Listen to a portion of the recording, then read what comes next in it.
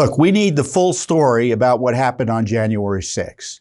And selected videos put out by partisans in the Justice Department or in the Pelosi rump January 6th committee ain't going to cut it.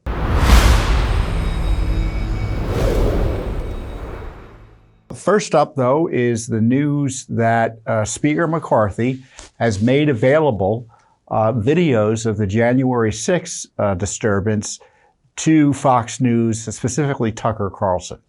Now, I don't know what the details are of Tucker's access to these videos, but as you may recall, Judicial Watch had been suing for these records for some time, and it's been kind of just sitting in the courts as the Pelosi Congress, now the McCarthy Congress, had objected to our asking for the records, suggesting, A, that they weren't public records, even if they weren't important enough to release, and then even taking a step further back, that they had sovereign immunity, and therefore they should be able to withhold these records from us and be immune from lawsuit under the common law right of public access to government information.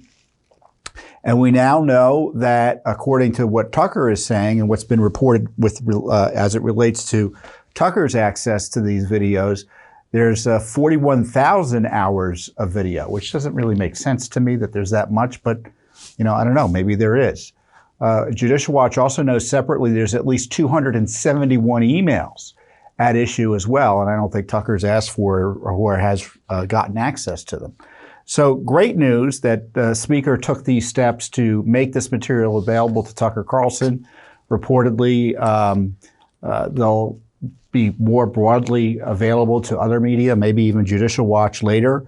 But the big question is whether they're going to be releasable under law and whether Speaker McCarthy will authorize their release pursuant to our specific request. And that is what I would encourage him to do. So I appreciate the fact that McCarthy has taken this big step towards transparency, but I would encourage him to do more. And so the more that Tucker can get out, the better. But we're asking for all the records that possibly could be available under law, and that way everyone can look at them and the public will have a better understanding of the January 6th incident. So, the left's position on January 6th is that anyone who questioned the 2020 election or anyone who has questions and wants to protect election integrity generally should be treated as an insurrectionist, and they're all responsible for any violence that took place that day. When in fact it's probably a lot more complex, and I don't need to tell you that since you're a sensible person likely if you're watching this, is that it was obviously some violence that took place that was wildly inappropriate. Look, we need the full story about what happened on January 6th. And selected videos put out by partisans in the Justice Department or in the Pelosi rump January 6th committee ain't going to cut it.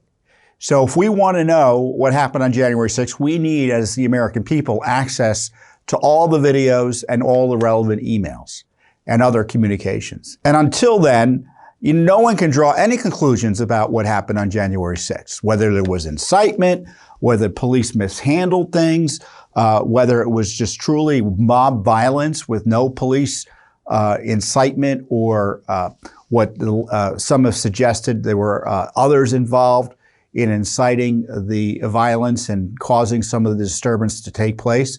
We don't know the answers to much of that because of the inability to gain access to some of the information at the video, in terms of videos and emails and other communications. So this is, to me, like a straightforward transparency issue. You can't, on the one hand, say January 6th is the worst day in American history while denying access to basic information about what happened that day. So we applaud Speaker McCarthy doing the right thing here. We encourage him to continue to do the right thing by working with Judicial Watch in our legal case to get these records out under the law. Because the left is going crazy, pretending that releasing these videos is going to incite violence. I mean, don't you love it? Transparency is now violence for the left. Everything they don't like, they want to jail you for, practically speaking, right? If they don't like transparency, you're committing a crime and asking for it. I mean, that's the suggestion here. Speaker McCarthy should not only release the material to Tucker, but to everyone else as soon as he's able. There's a lot of video to be analyzed, and I think the law requires it. And I hope it's not the Speaker's position that they're immune from transparency laws as well.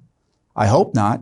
I mean, for instance, the U.S. Capitol Police is the only police force in the country, I think, that has no laws governing its transparency or requiring transparency.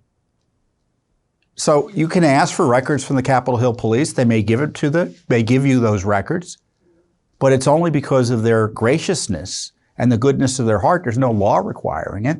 That's not true for any other police force in America. Why does Congress have this special police force that's immune from transparency and accountability? So, those are the issues here, and I hope Speaker McCarthy confronts them more head on than he has to date. But in the meantime, he should be applauded for doing the right thing. But of course, it's Judicial Watch, so we want all the information out there, or as much as possible, under the law. And so our litigation will continue for these January 6th videos and the emails. And the emails could involve emails with Nancy Pelosi and other leaders of Congress that they don't want you to see. And I think it's pretty obvious why they don't want you to see them. As I said, the court has been sitting on this case for a while. The judge that was handling the case was elevated to the appellate court here in D.C., and the case has just been sitting out there for months while waiting for another judge to be assigned our lawsuit. And it just happened, I think, literally this week that it was finally assigned, I think, to a new Biden-appointed judge.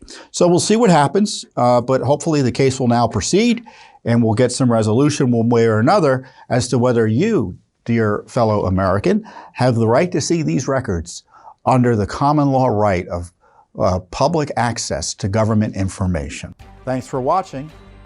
Don't forget to hit that subscribe button and like our video down below.